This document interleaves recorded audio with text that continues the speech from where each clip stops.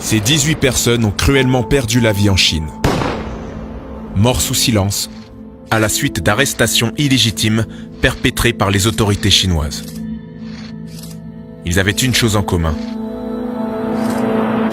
Ils étaient chrétiens, persécutés pour leur foi en Dieu Tout-Puissant. Parmi eux, Gao Zuoqin.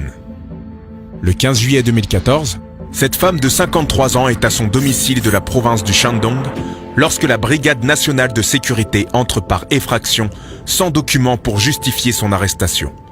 2 jours plus tard, Gao Zuoqin est déclarée morte. Suite à la vague d'indignation à l'annonce de son décès, la police tentera d'étouffer l'affaire.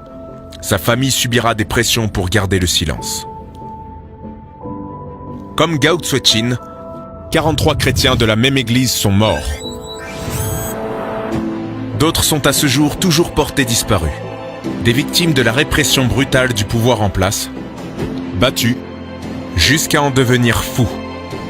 La version officielle sera souvent le suicide. Sous la menace, des familles garderont le silence ou choisiront l'exil. Aujourd'hui encore, les chrétiens de Chine subissent des pressions. Dans ce pays, le plus peuplé au monde avec 1,3 milliard d'habitants, ils sont des dizaines de millions. Un nombre croissant. En 2030, il pourrait devenir le premier pays chrétien du monde. La liberté d'expression y est bafouée par des autorités municipales, provinciales et régionales, souvent anti-chrétiennes. Le contrôle politique n'a plus de limite depuis la mise en application de la nouvelle loi sur les religions en février 2018.